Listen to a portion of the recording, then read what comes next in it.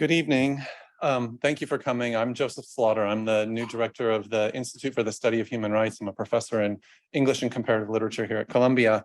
And we're co-sponsoring today's book talk about Jack Snyder's Human Rights for Pragmatists book this evening with the Heyman Center, and very delighted to do so. I'm going to be very short here and give introductions for Jack Snyder and the three respondents we have talking about the book today. I'm going to start with the three respondents first, and then I'll introduce Jack at the end. Jim Goldston will be speaking after Jack. He's the executive director of the Open Society Justice Initiative, which advances the rule of law and rights protection worldwide through advocacy, litigation, research, and the promotion of legal capacity. He's a leading practitioner of international human rights and criminal law. He's litigated several groundbreaking cases before the European Court of Human Rights and United Nations treaty bodies, including on issues of counterterrorism, racial discrimination, and torture. Goldston previously served as coordinator of prosecutions and senior trial attorney in the Office of the Prosecutor at the International Criminal Court. He was also the legal director of the Budapest-based European Roma Rights Center, Director General for Human Rights of the Mission to Bosnia-Herzegovina of the Organization for Security and Cooperation in Europe, and prosecutor in the Office of the United States Attorney for the Southern District of New York, where he focused on organized crime. Goldston's a graduate of Columbia College and of Harvard Law School, and he currently teaches at NYU Law School and has previously taught at the Columbia Law School and the Central European University. Professor Sarah Daly will be speaking next. She's an associate professor of political science here at Columbia. She's the author of Organized Violence After Civil War, The Geography of Recruitment in Latin America, and Violent Victors, Why Bloodstained Parties Win Post-War Elections. Daly was the recipient of the Lucian Pye Award for the Best Dissertation in Political Science, Minerva USIP Peace and Security Early Career Scholar Award, and was runner-up for the 2017 Conflict Research Society Book of the Year Prize. In 2018, she was named an Andrew Carnegie Fellow. Her research has appeared in the British Journal of Political Science, International Security, World Politics, and Political Analysis, among other outlets. Daly's held fellowships at Harvard, Stanford, and Princeton universities, and is a permanent member of the Council on Foreign Relations. She received a BA from Stanford University and a PhD from MIT.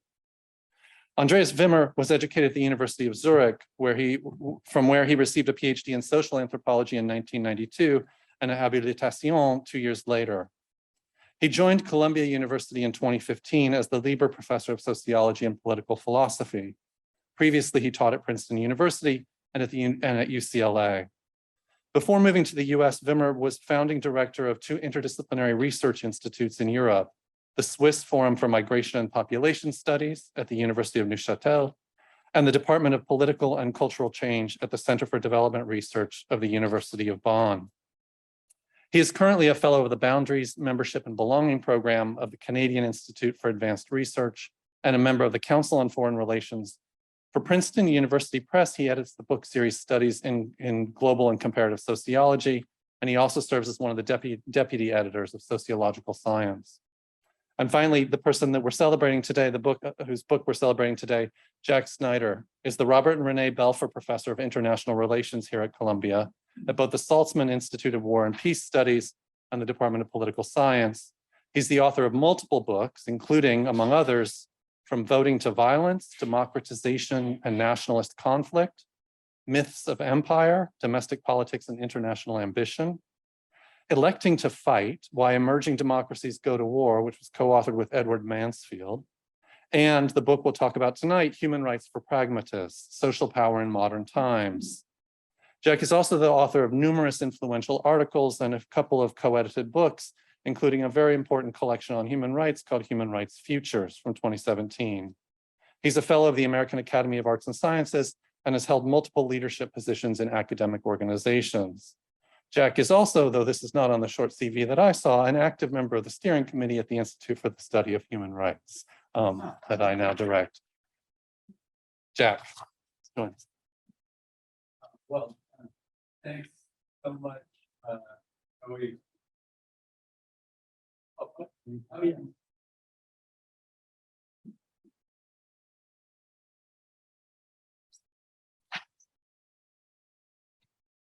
Thanks so much, Joey, and the Institute for the Study of Human Rights for co-sponsoring the event, and also to Lindsay Schramm and the folks at Heyman for being the other co-sponsors, and especially for my co-panelists who have been carrying around this book all week and taking it to the park with them, and really appreciate that you putting up with that intrusion.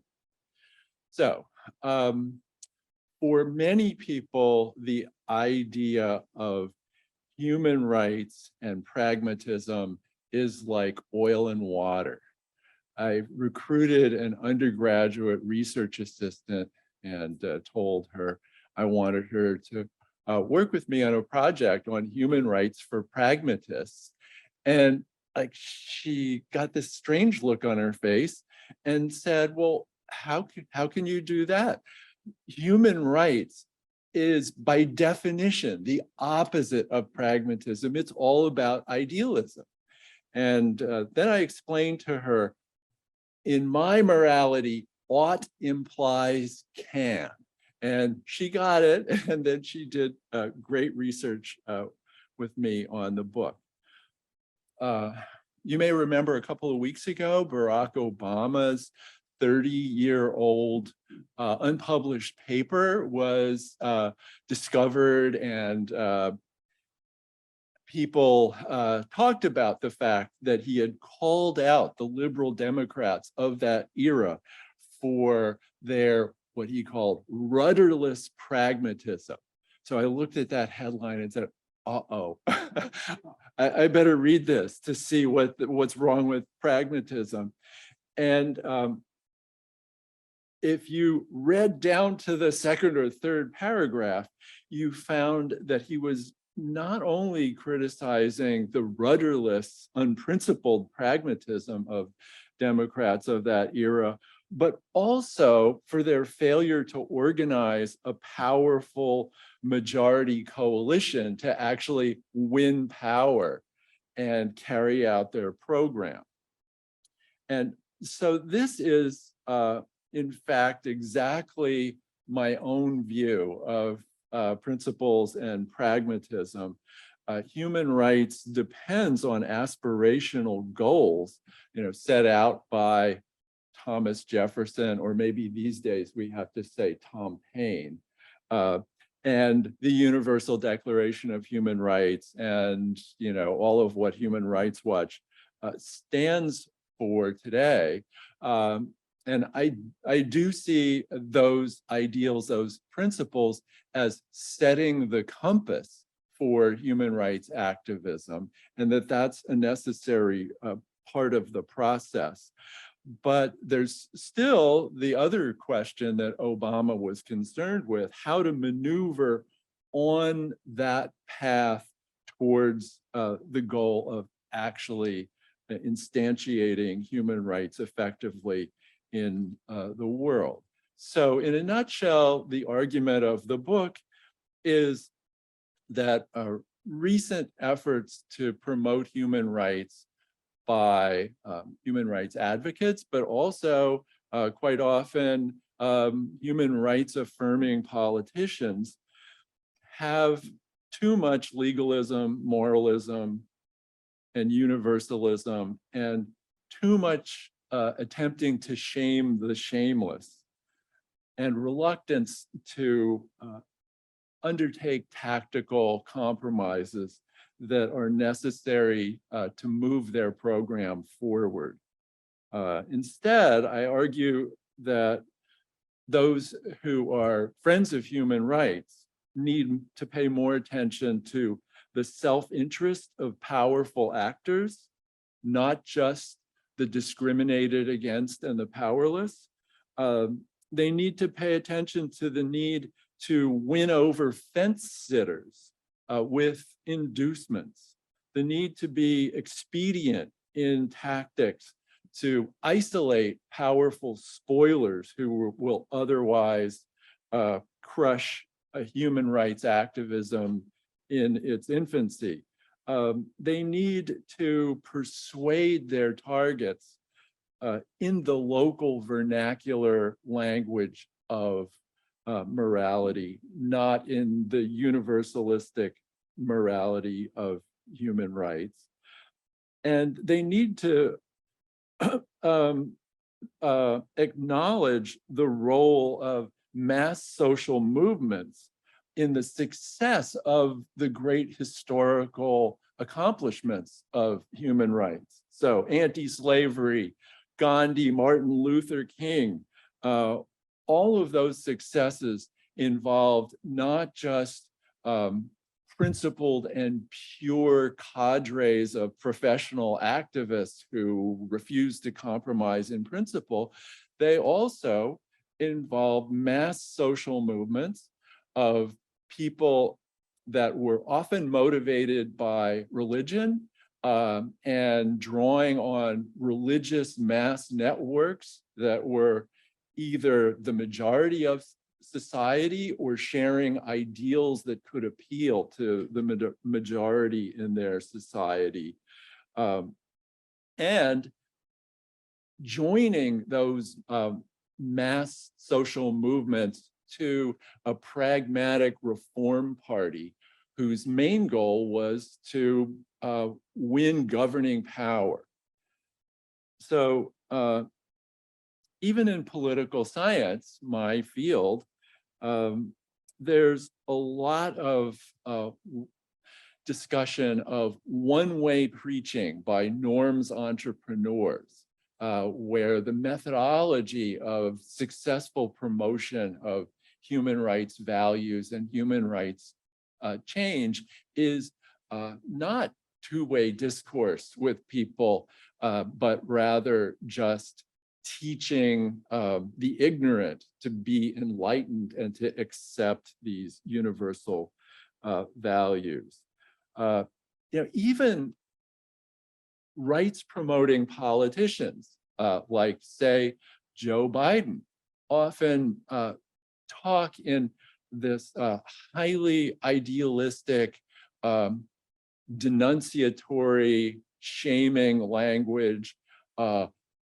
Putin is violating international laws of war.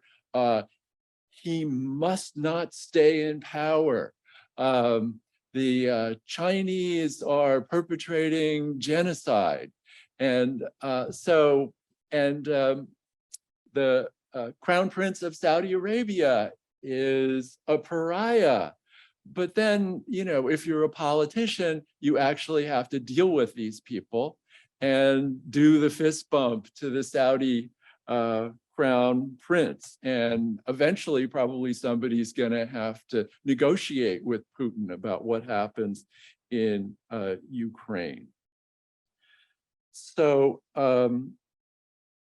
human rights advocates now are at a historical juncture where we see intense resistance, where the moral vision of human rights is being effectively turned against itself by powerful illiberal forces who call the West and its human rights mantra decadent, imperialist, and subversive of the national values of the people that they rule. Human rights advocates have to win this battle because so far, liberal rights-based models of modernity are the only ones that we have that produce prosperity, stability, and peace. Illiberal alternatives, even as we speak, are repeating all of their past mistakes. And we need to have a human rights-based model of modernity that is practical and is going to win this struggle. So my book sets out the arc of human rights development in the context of social modernization. It talks about how human rights activists and just regular people seeking their own rights that they need to prosper and survive in the world have created positions of strength in the proper sequence. What I offer is a compass that shows you the general direction to travel to promote human rights, not a cookbook recipe, because circumstances are very different at different times and places. And not all sequences are going to be identical, but the compass that I present is designed to give you a sense of the final goal, but also the general types of strategies that will get you there. The different chapters talk about applications of these ideas to topics such as transitional justice, media freedom, mass campaigns against corruption, and the toxic consequences of shaming tactics, especially when the shaming seems to be directed to the broad mass of the people in cultures that have many illiberal attitudes. With that, I will get out of the way because I know these folks have actually read the book in detail and will have lots of good suggestions for me. And I know that a couple of them are sure to be debating some of my points because they already have done that in public print. So we're going to have a debate tonight.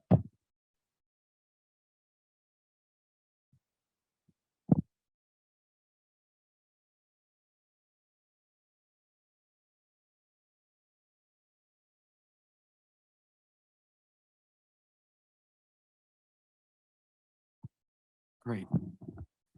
So hoping, yes, you should be able to hear me. So I want to thank Jack for paying attention to human rights with such care and passion, and for writing this book and an associated article in Foreign Affairs this summer that really forces those of us, and I'm going to assume everybody in the room and in the virtual space who care about human rights, forces us to look at some hard questions and think about them. And as someone who is practicing or trying to practice human rights in different spaces, that's often difficult to do. So I really think we owe Jack a debt of gratitude. I just want to make 5 points. First, I want to say that a number of the critiques of the human rights movement that Jack offers are very, very well taken. Some have been said by others, but that doesn't take away from their force. It is, of course, true, as Jack suggests, that there is a focus, sometimes in some groups, perhaps an excessive focus on the norms, the standards, what is going wrong, and then the end state, and insufficient attention by some actors to what is the pragmatic route getting from here to there. And that's hard, and that's why it may be difficult for some folks to focus on that. But I think that is sometimes a gap. I think as well, the failure to give due attention, particularly in recent years, to questions of the widening economic inequality and injustice we see in the world has been a failing of some parts of the movement. And I think clearly the critique that the human rights discourse is dominated by lawyers and legalese and legal jargon in certain spaces is also something that that is very true and is a weakness in certain aspects of advocacy. And I think Jack also offers trenchant observations about issues that are, I would say, related to the rights movement, but more broadly within his concern about the pragmatic liberal agenda, as it were, including, you know, his point. He makes a point about the international community's repeated rush to elections in the aftermath of armed conflicts, which tends to reinforce those forces who are the most intransigent to democracy and rights, but are the best organized and likely to win those elections. He makes also some very good points about the domineering power of social media and the distorting effect on information, and some useful suggestions, I think, about how allowing professional journalists more ability to exercise their editorial discretion would be a useful contribution. All that said, I think some critiques that the book and the article make are overstated. And I think one challenge that I have is I'm not sure that the argument makes sufficient distinction between, on the one hand, human rights actors, human rights NGOs, human rights activists, and on the other, as Jack was just talking about them, politicians, political leaders, and governments who at times may support human rights. I think fundamentally, politicians and political leaders have a mission, which is to marshal political power and to preserve political power. They may do it for rights protective ends at times, but their mission is power. And the mission of the human rights NGOs is really about holding power to account. And I think while they may have alliances and join forces at various times, I think it's important to keep that distinction in the forefront. As I was saying, right. So the first distinction problem, as I said, is between, I think, the human rights actors and politicians and political leaders. The second, I think, though, is the need to distinguish among actors within the human rights movement itself. And I think often the analysis tends to focus on the global brand names. Perhaps understandably, they get the most attention, but I think it fails adequately to take account at times of the extraordinary diversity of human rights activists and organizations around the world, many of whom do not enjoy substantial funding or public attention or public favor, and who are simply fighting for their lives as best they can in difficult situations.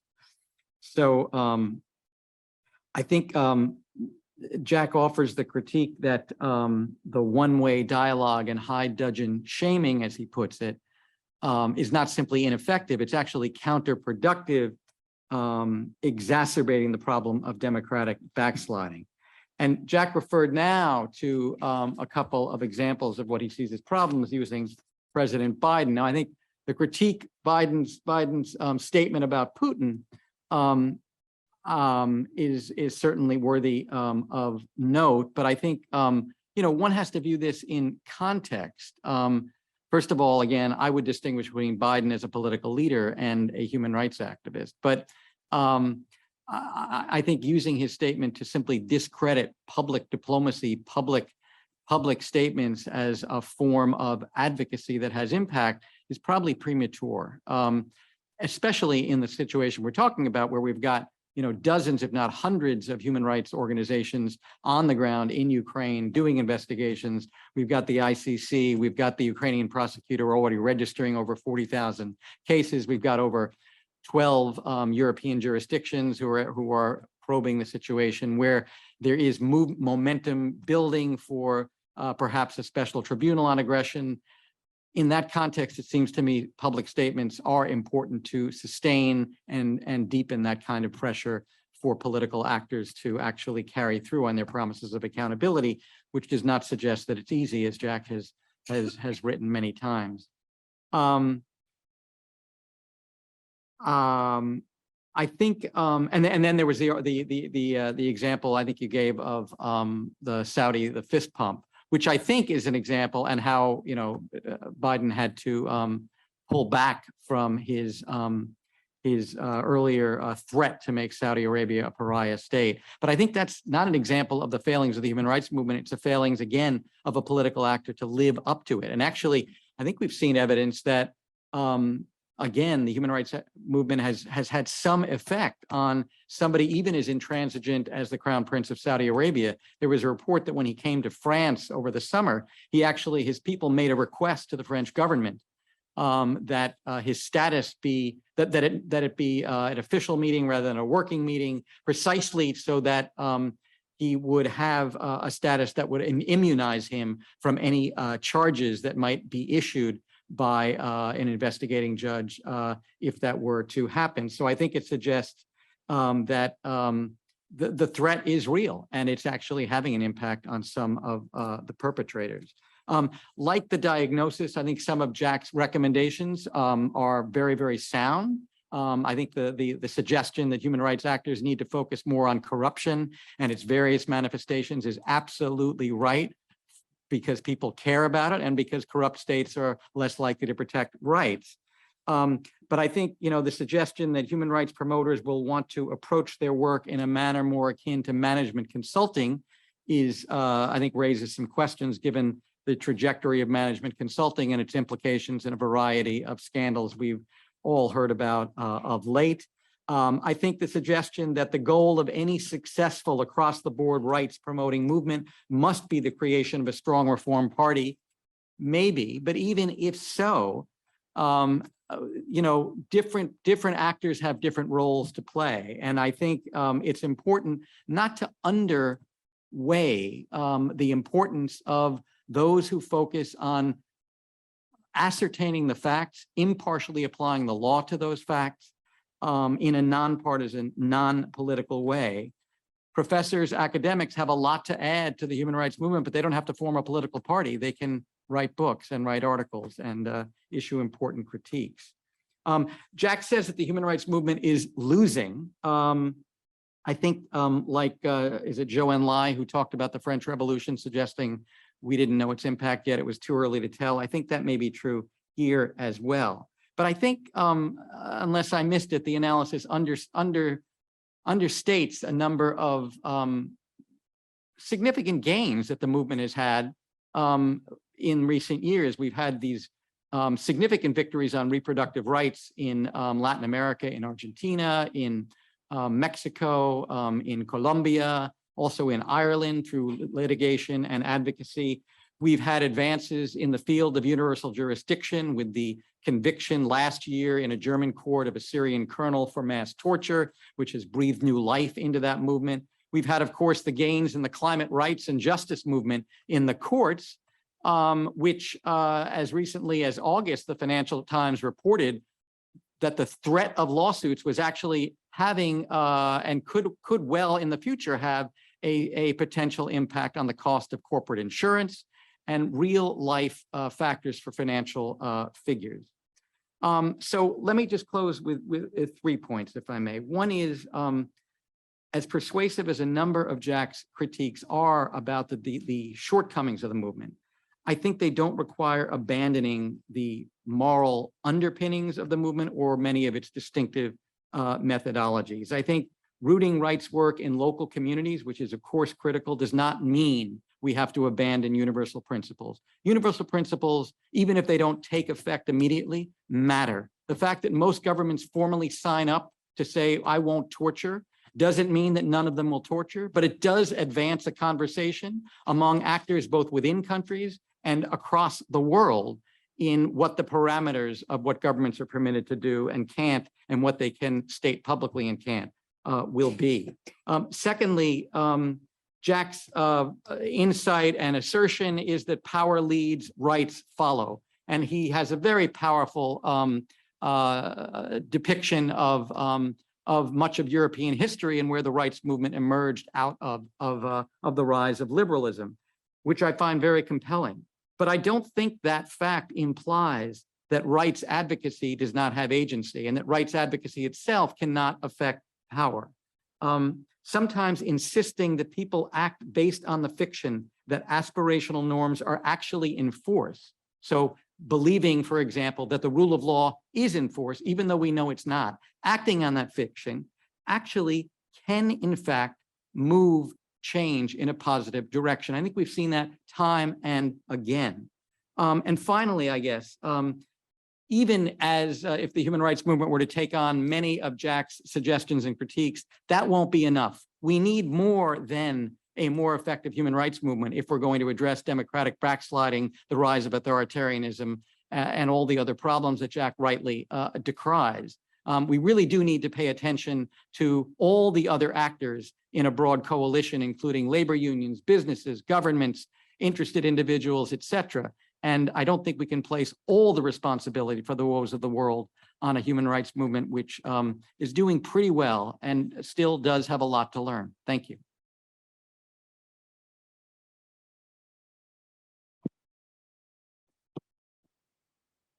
I wish to thank Joey and the Institute for the Study of Human Rights and Lindsay and the Heyman Center for the Humanities for organizing this event.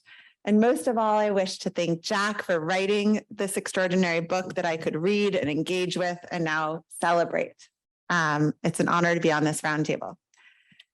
Many academics seek to, quote, bridge the gap, to translate their research for a policy audience, to offer the implications of their scholarly writings for practitioners. But Jack's book is unparalleled in its prescriptive richness. It literally provides a whole new way of not only thinking, but also doing human rights, following this clear mantra that power, interests, and politics lead, rights follow. The book provides a masterfully woven corrective to human rights based on moralism, legalism, and universalism. It's a giant that builds on the back of giants. It distills work rooted in nearly every discipline and actively uses this far-ranging scholarship philosophically, theoretically, empirically to invent this pragmatic approach to human rights.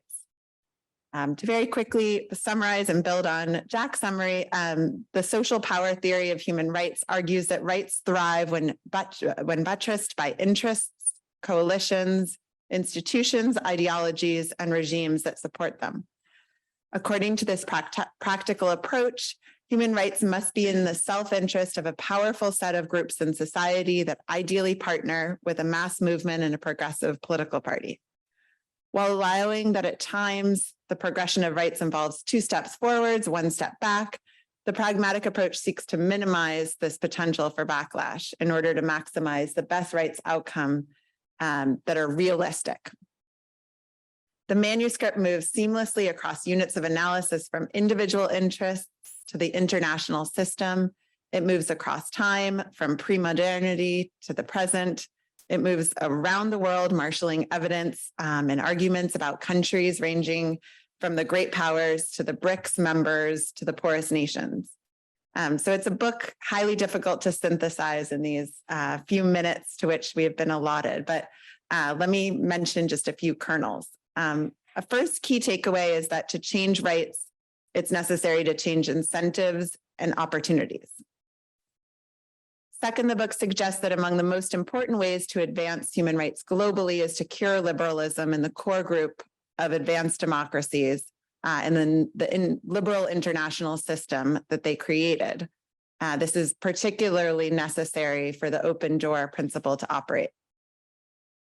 And with the world in this delicate balance between liberal and illiberal states and forces, it's even more critical to shift the balance of power within the liberal states as it is to do so within the illiberal ones. Third, the book derives the result that states are the primary vehicle to defend rights. International providers cannot replace them, but that rights thrive in a specific state when its neighbors, the bloc of countries to which it might gain membership, and the international system lean liberal. Fourth, the book is full of pragmatic human rights tools, tactics, and correctives, including the need for human rights advocates to use local rather than universalist vernacular, not underestimate the religion as a force for advancing rights, and to abandon international shaming, which causes backlash. Finally, the book reminds that the First Amendment has 2 critical pieces, freedom of speech, but also freedom of press. And it suggests that this involves professional journalism and light regulatory institutions, particularly of social media companies. The tour de force echoes and weaves together many themes from Jack's prior contributions over many years on the importance of the marketplace of ideas, the dangers of democratization, delaying elections after civil wars, prioritizing stability over legal accountability, elites playing the nationalist card during transitions, just to name a few. And the book comes at a critical moment, given this sense of equipoise between liberal and illiberal forces, with every election around the world being watched as if it may lead to a domino effect in one direction or the other. And the book touches on many of the forces that are corroding rights in advanced democracies: misinformation, social media and free speech absolutism, nativism in the face of massive migrant flows, mistrust in institution, extremist ideologies, and violent politicians. And it also touches on and anticipates many of the forces shifting the balance of power between liberal and illiberal forces within illiberal countries. Xi's recent move to consolidate power, Putin's war in Ukraine, because as Jack rightly notes, war is the best predictor of rights abuses. The election of politicians accused of corruption as less bad alternatives with Brazil's Lula and Israel's Netanyahu. And China's growing influence in the developing world after this unipolar moment, allowing liberal or quasi-liberal states an alternative open door to prosperity without having to change their human rights practices. So it couldn't be a more important moment to question and revise our approach to human rights. The book provokes many thoughts and questions, and I'll take the opportunity to pose several here. So one, the arrival at liberalism and a rights-based order has two pathways in the book: the historical modernization route from patronage to impersonal social relations, and the more recent one from modern, already modern, but repressive authoritarianism, or from modern, if you could say so, civil war across the political threshold to equality before the law and government accountability. These pathways have different best practices, as the book discusses, but I wanted to know whether it matters to rights protections, whether a country arrived through early or late democratization, or will arrive through even later democratization. A second question, and this relates to Jim's great comments, in the framework to energize a pro-rights constituency, a persuasive ideology is needed. This allows this core of rights activists, those whose self-interests are most directly served by the expansion of rights, to convince the rights ambivalent or undecided groups. But I wondered whether, if translated into local vernacular, as you suggest, there might be a role for the moralism, idealism, and legalism of mainstream human rights as the ideology of the pragmatic approach. Relatedly, could the mainstream be married with the pragmatic in organizational terms? For example, if aligned with a mass movement, could these legalistic, professionalized, mainstream human rights groups play a supportive organizational role in a practical advancement of rights? 3, the book nicely does discuss civil and political rights and also economic and social rights, but I found myself wondering whether the pragmatic handbook is the same for all different types of rights. A natural extension of the research will be to evaluate the effectiveness of the rich menu of prescriptions the book lays out in a set of detailed case studies. 4, nationalism is pervasive in the world, and I would love to hear your opinion about whether nationalism can be a positive force for rights. There are hints in the book that civic nationalism or multinationalist ideology might be, but I wonder if you think that these types of nationalisms are even possible in practice in their true forms and when faced with large-scale immigration. Finally, the book adopts a nuanced reading of interests. People have multiple identities, multiple self-interests, rendering it difficult to deduce interest from group belonging. And the book, I believe, correctly suggests that pro-rights coalitions, institutions, ideologies have to be locally tailored, working with the raw materials of each case. But how can advocates identify those whose self-interest will be served by rights expansion and the ambivalent who could be persuaded? Is it possible for outsiders to be involved in the delicate process of bargaining? Which parts of the rights progression are most amenable to outside intervention? Of course, equipped with the pragmatic approach, and which occur best without interference. So congratulations again. I look forward to a lively discussion and a very well-deserved celebration.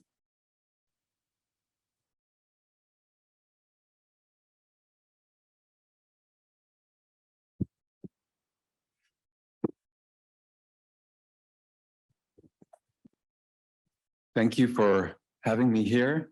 and to join this panel to celebrate Jack's new book.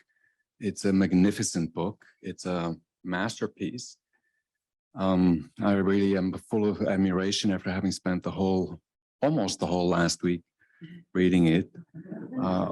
His astonishing command of a variety of literatures, research areas, and how he effortlessly weaves all of this together. Insights from deep case studies, from quantitative research, from quasi-experimental research, from historical analysis. It's quite astonishing. And there's a lot of insights here, small and large, of how to advance the liberal democratic order in various parts of the world in the most effective way.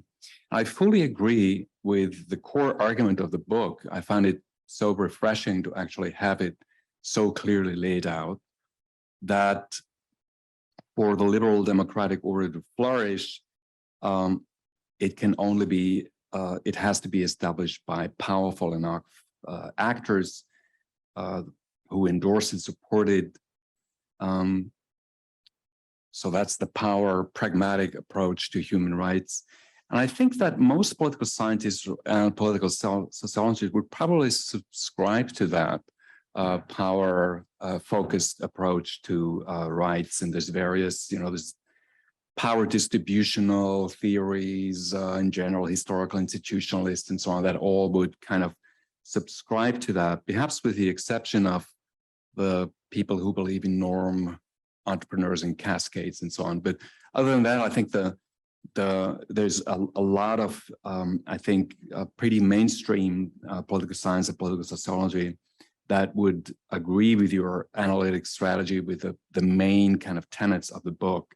So I think the main contribution of the book is to bring these insights into the field of international human rights activism, policymaking, foreign policymaking, and so on.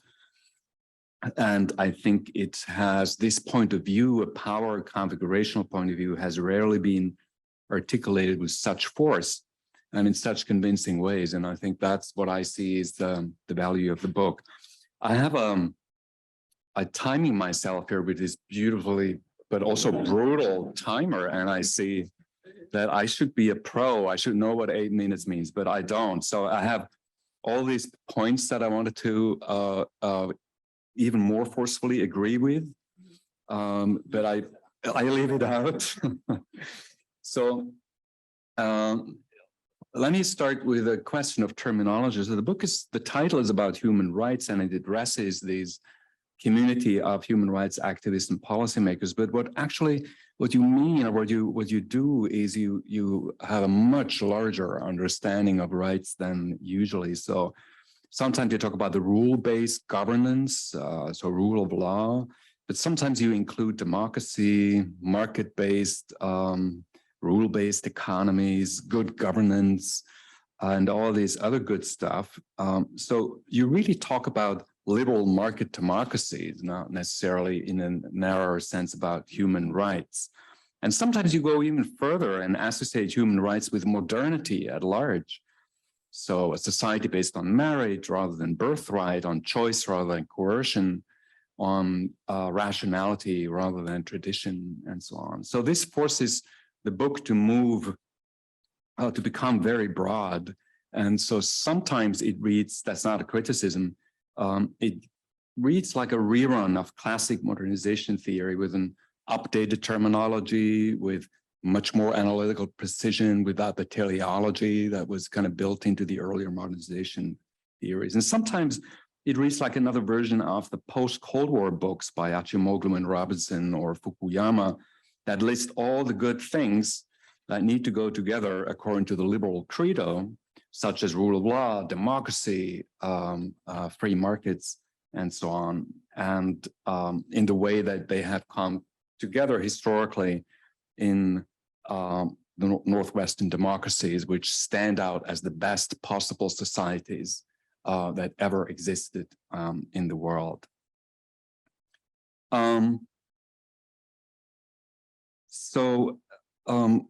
The book is kind of like these other books, teeming with, how should I say, with with the belief in liberal Western democracies being the best possible societies that history has seen. So let me just, to entertain us here a little bit and to revitalize my anthropological relativism with which I grew up, let me just put some question marks here.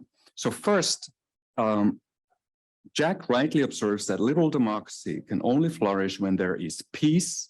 These are the antecedent conditions. When there is an economic wealth, when there is a diversified economy, so not oil-based extractive economies, when the population is educated, when there is a high administrative capacity of the state. So if these are antecedent conditions, I wonder, so how do we know that liberal democracy is really the best system in the universe if all these other wonderful things already need to be there? So there seems to be almost like a logical problem here. So rule-based democracy doesn't create all of these other positive things in the count of Jack, but it depends on them. And we therefore cannot bill these preconditions as achievements on the account of liberal democracy, as you do, for example, when you discuss the case of China. And that brings me to the next point, which is, how do we know how these antecedent conditions emerge? And similar to the books by Achimogo and Robinson and Fukuyama, Jack's book doesn't give a clear-cut answer. He doesn't tell us which is the most often traveled sequence observed in history, how these antecedent conditions interact with each other, what determines the size of political coalitions, which are so crucial in your power distributional approach. Which of these coalitions actually end up supporting liberal democracy? Which ones end up opposing it? So you discuss a good deal of the literature on these matters, but it doesn't really come down with a preferred argument, with a clear argument about how all these good things historically emerge, under which conditions, how they interact with each other, how they eventually then create the democratic liberal order. So the book proceeds like a recipe book. We need lean veal stew, very dry in white wine, bay leaf, an onion and 2 carrots to make a fantastic spezzatino di vitello, like my grandmother told me how to do it. But where do we get these ingredients from? That's the question that I would like to hear Jack's answer to. I think my time is up. I can't believe it. So actually, I'll stop here. Thank you.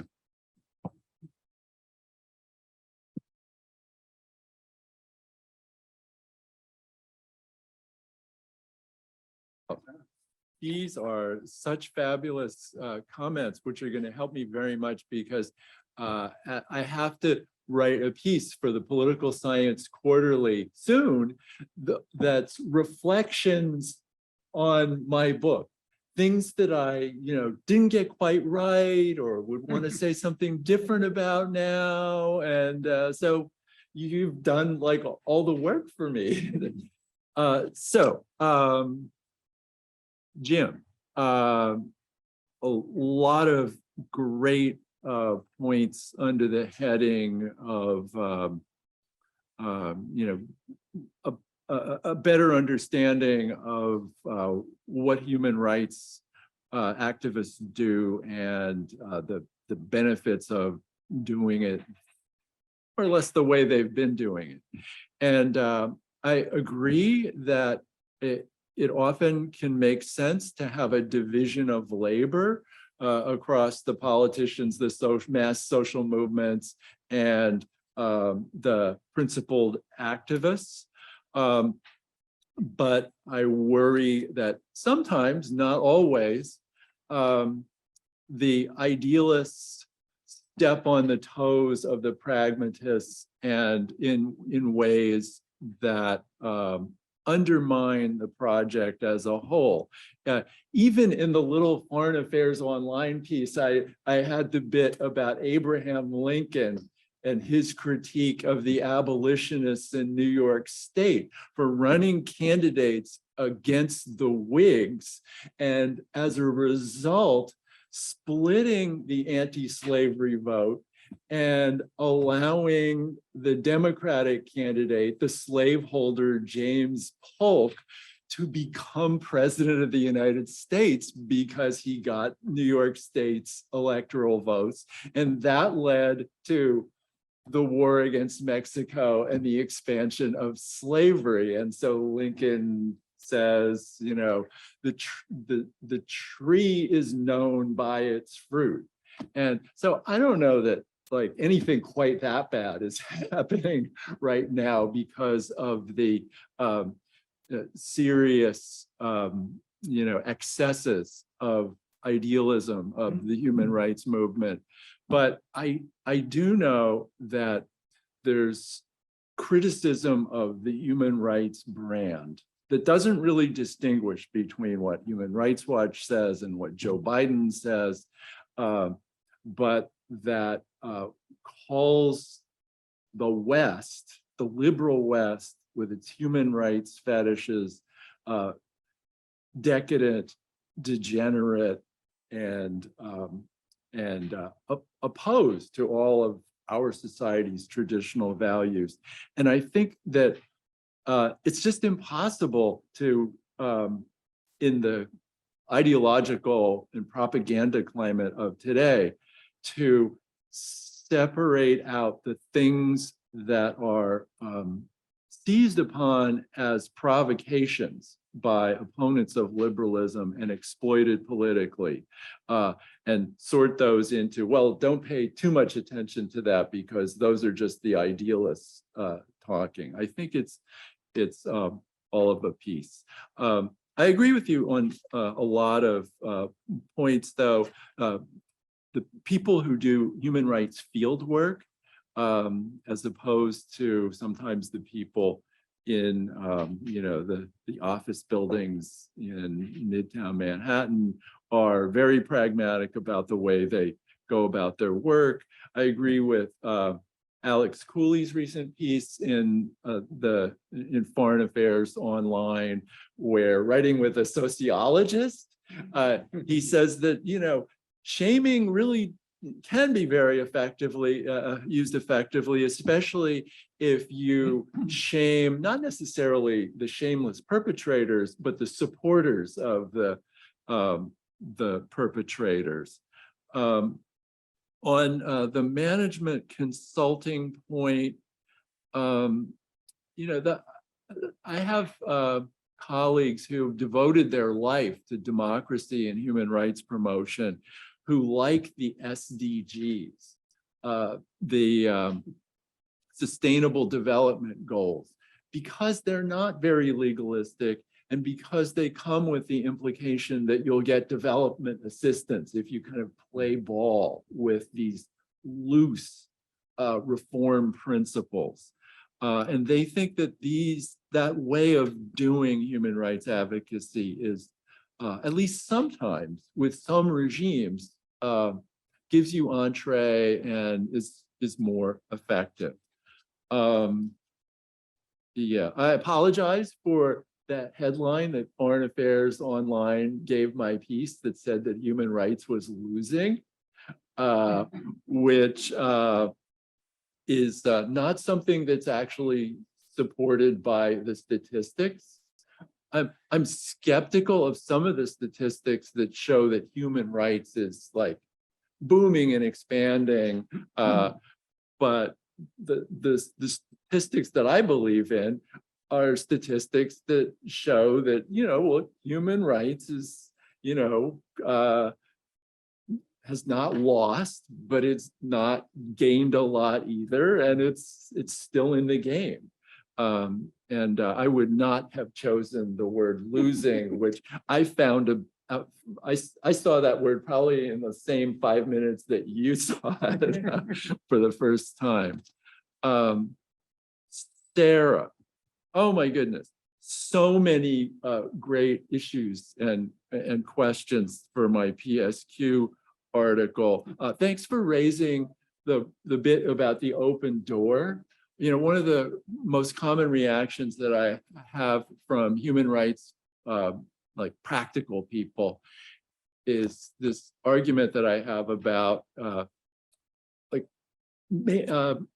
strengthening the liberal systems of the world order and including cleaning up the corruption that's fed by the international banking system and the financial policies of global capitalism that, focus on fixing the operating structure of liberalism to make it more attractive, and then open the door to other countries, other societies, to make them want to participate in this system of rules that liberal human rights societies have created. And so often the human rights, like more activist type people will say, but you're telling us that there's like nothing we can do, that we shouldn't meddle in societies that don't want to be liberal yet, and that we should just wait for them to realize that this is the best game in town. And I don't think of it that way. I think fixing the central operating systems of liberalism and making them attractive to societies that don't have rights is a huge to-do list. It's just a different kind of to-do list that maybe requires different kinds of skills. Sarah, the already modernized path, is that actually making it harder for states like China or the post-Soviet Union to achieve rights than if they had just like worked their way up from traditional society more slowly and in a more pluralistic but authoritarian way? I want to write about that in my next project. I don't know what the answer is, but good question. The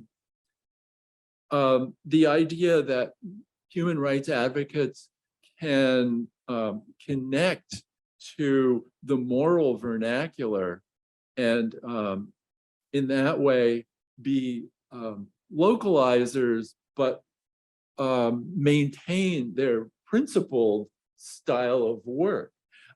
Yes, I believe in that totally. I have a PhD student who's just starting, who's a Muslim woman who's already been writing great pieces about Muslim religion and Muslim law and interpreting them in ways that are rights compatible, and I think she's likely to be doing exactly the kind of stuff that you said, and it's great. Different tactics for different kinds of rights. So in the women's and children's rights chapter, I like steal from Carissa Cloward the point that FGM and early marriage function differently, that FGM is often an identity loaded practice, that if you shame for that, it gets backlash. Whereas early marriage has like no identity consequences at all. It's just what people do. And if you can show them a better way for pragmatic reasons, then they're fine with it. So yes, but we need to do this for the whole list of rights, not just for those two. Nationalism, a positive force. Yes, it can be, but it's got to be nationalism that is infused with the ideas of equality before the law. And so I see that as almost like a way of restating again the whole problem of my book. So yes, nationalism underpins liberalism as well as illiberal as well as illiberal nationalism. So okay, Andreas.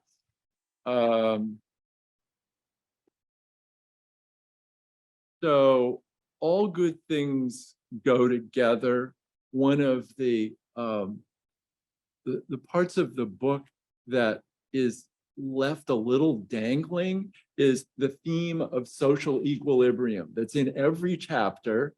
There's the presumption that pre-modern societies have an equilibrium through their social power relations, institutions, ideas. There's the presumption and some evidence that liberal societies have an equilibrium where all of these things go together, and it's hard to actually push societies, off of these equilibria. But there's also the argument that in between pre-modern and modern liberal societies, there are like a jumble of mismatched power relations, institutions, and ideologies that make these societies like in disequilibrium, where their regimes fall apart quickly. They get into civil wars frequently. Atrocities are normal in these societies. And so thinking through these patterns of equilibrium and disequilibrium is one of the things I want to work on my next book. But the question of, okay, in that setup, the problem of the antecedent conditions that explain why all of the good things go together when they do, does that mean that I'm like skirting close to both teleology and tautology in the argument? And I think not, because the failed modernities are failed modernities. They're societies that are modern in the sense that they're industrialized and bureaucratized, and they may be missing like a bunch of the facilitating conditions, but quite a few of those states move up to the middle income trap, where they face a choice, where they need to decide to reform and become liberal or not. And as I argue in the book, piggybacking on other people's research, the countries that don't reform don't cross the middle income trap line. Their economies stagnate, their regimes become brittle, they resort to expedients like conquest and nationalism. And they basically do what, all the authoritarian great powers that modernize without liberalizing do. Whereas, Japan, South Korea, Taiwan, get to that point and say, okay, we need to change now in order to move ahead, to become more stable, more prosperous. And what happens when they do that? They all become liberal. And if they don't become liberal, they don't make it across that barrier line. And so I think there's like still a discussion about the antecedent conditions, whether those antecedent conditions explain that, whether the geopolitical neighborhood that they're embedded in explains that. But I think despite those points about the argument, I think it's still an indication that so far it's really only the liberal rights-infused forms of modernity that have made it to a more stable, more prosperous outcome. And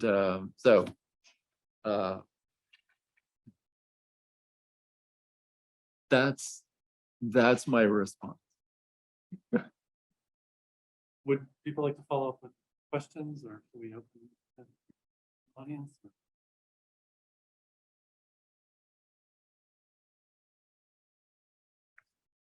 Maybe just quickly on that last point, Jack, but there's this open debate of how economic growth relates to democratization, for example. And so some people argue that in order to get to the point where the new democratic equilibrium can emerge, you have to have economic growth, and it has to be sustained, and it has to be of a certain nature and so on, not too much inequality and so on and so on. So that there's actually not a trap of economic middle income status that you can't overcome without liberalizing. Some people argue that economic growth will push you over that and will actually lead eventually to democratization. So is it that you need to liberalize to have economic growth, or is it that economic growth actually leads eventually to liberalization? So that's an kind of an open empirical question, and you can come down on the Boycian side and say it's all mostly about growth, or you can have your kind of debate. So I just wonder whether you're not kind of what's the empirical basis to say that it's liberalization that produces economic growth rather than the other way around. Yeah, so these are definitely complicated debates that lots of people have weighed in on. The line of argument that I've found more convincing and less convoluted is the argument that in the early phases of economic development, it doesn't really matter very much whether you're a democracy. And in fact, for really poor countries, it doesn't necessarily matter very much your institutional quality. But as you kind of go up the GDP per capita ladder, it starts to matter that you have good institutional quality for your peer group in order to compete effectively and sustain growth. But then there comes a point which, like a fourth of US GDP per capita, where it's not just that your bureaucratic quality has to improve, but that you have to reform in a way that does rule of law, equality before the law, civil rights, and basically all the things that we call human rights, the way they were adopted in Japan and South Korea and Taiwan when they crossed the line and became very prosperous and very liberal, institutionalized systems.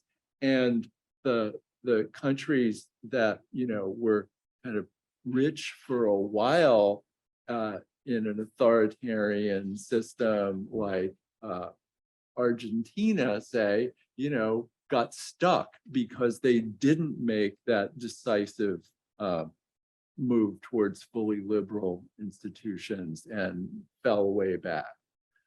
So yeah, anyhow, that's the argument. But granted, there's a stack of books on like every side of this issue.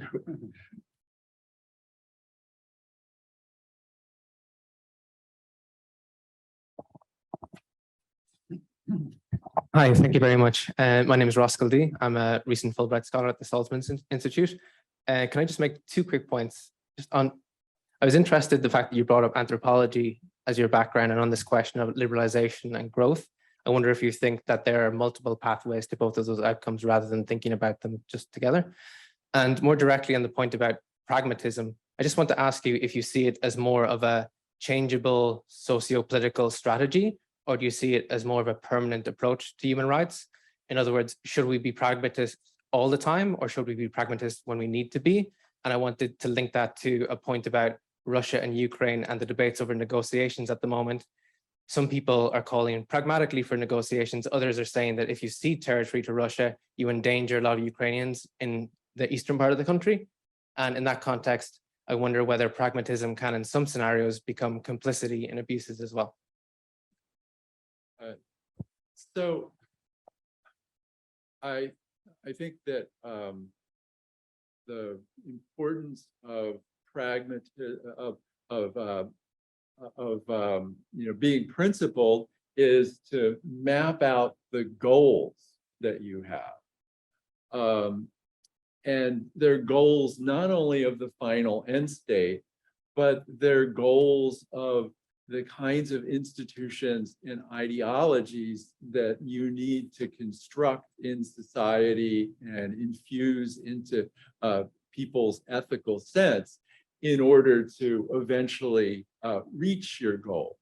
On the other hand, since, as Sarah pointed out, the argument is, power and coalitions and self-interest first, and then steps in constructing institutions and convincing people of the benefits of human rights ideas comes step by step in usually incremental and partial moves on the way to creating a fully human rights infused society.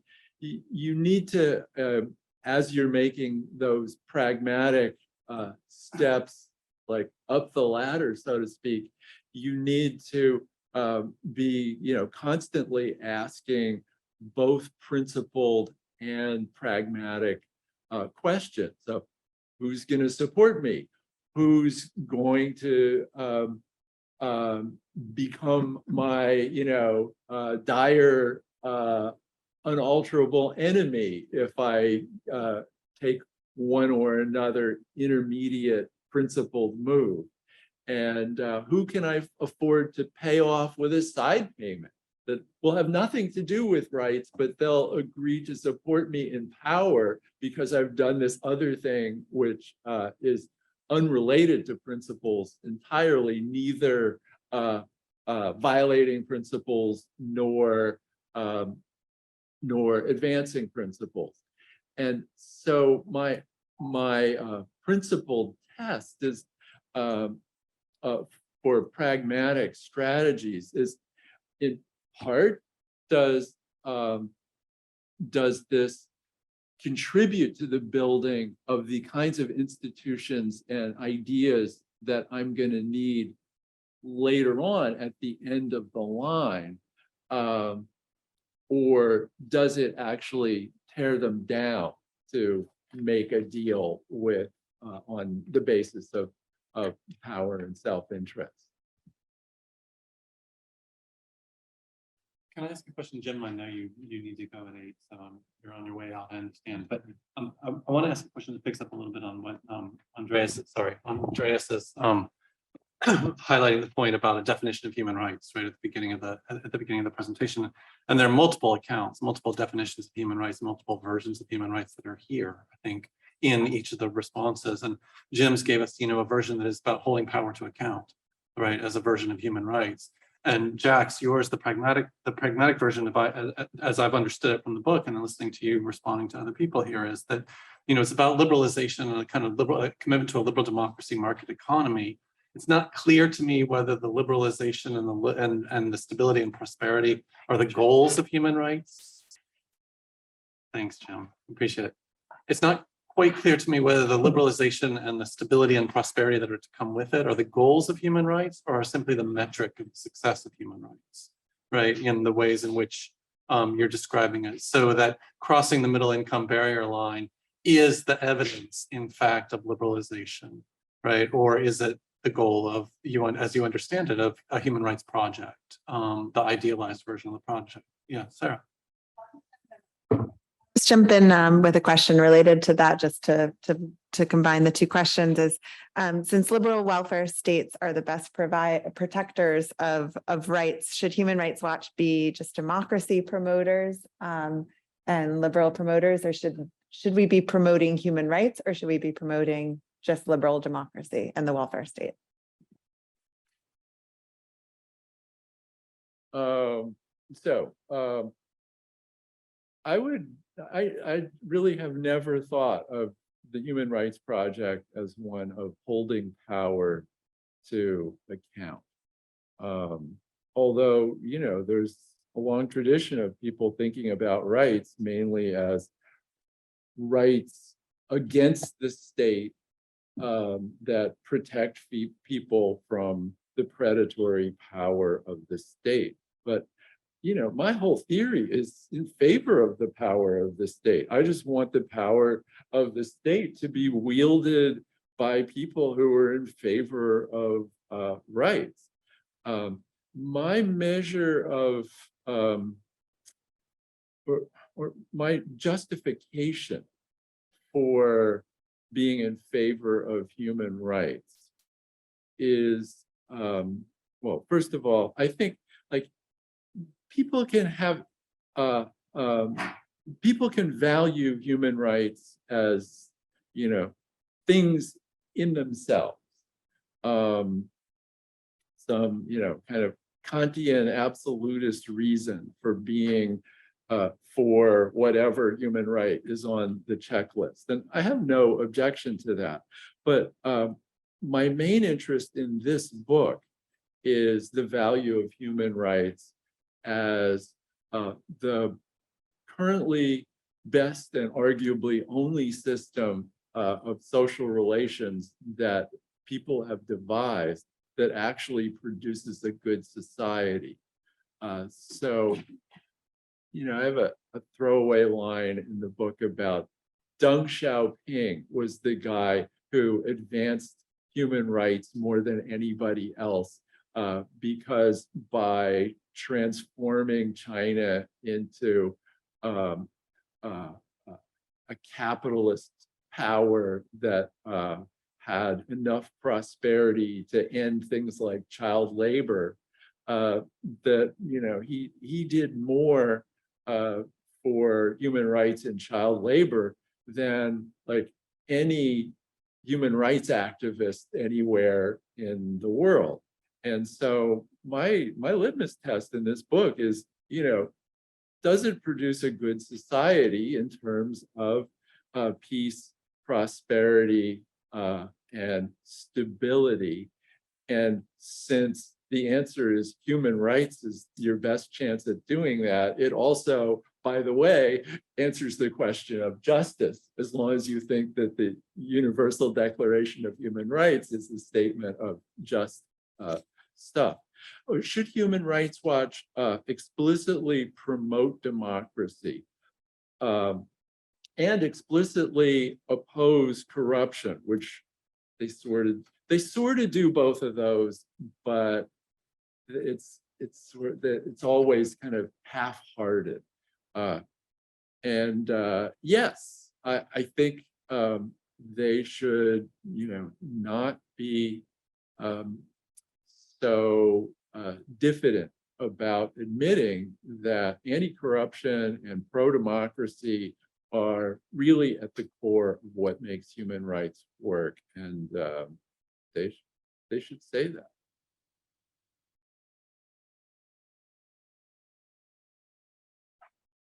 Is there a final question that anybody would like to ask? Yeah, please. Thank you so much. Hi, my name is Morgan. I'm a PhD candidate, and I'm actually also a human rights practitioner, and I come from all of those organizations that you've mentioned. So I really come at your, you know, work from this two angle, which is really interesting.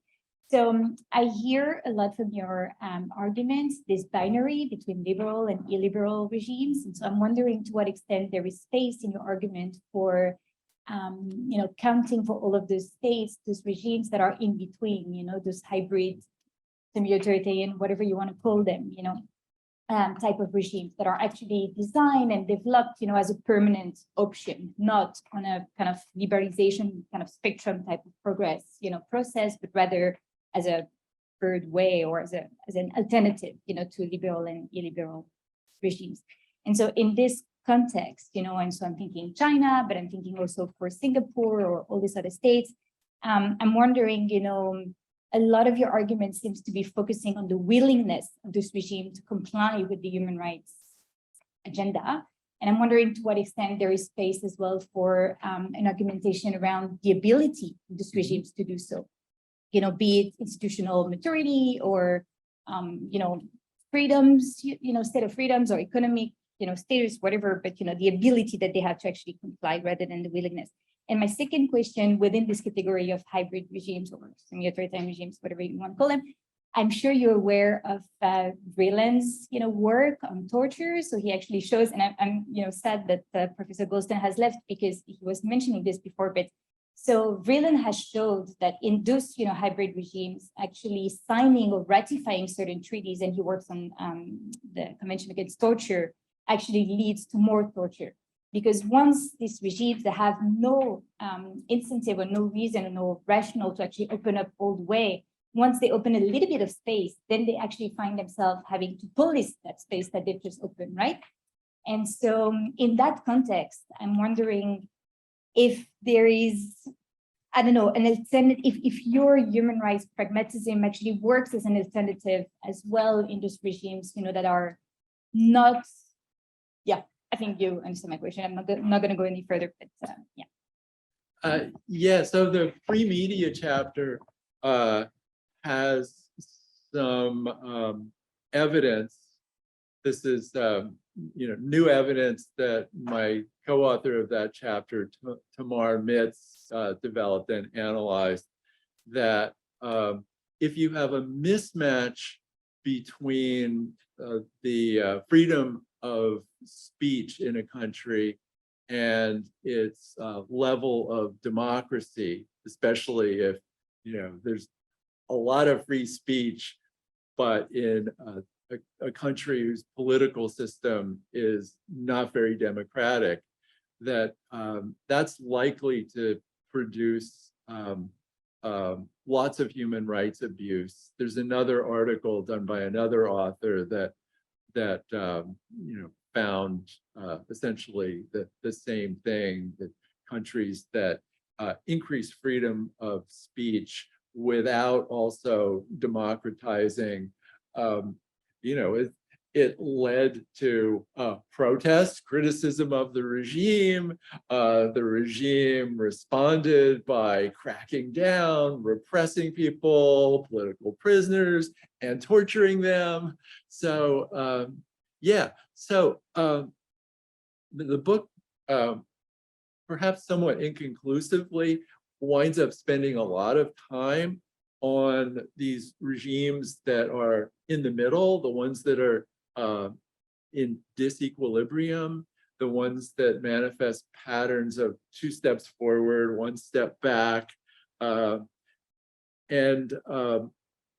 the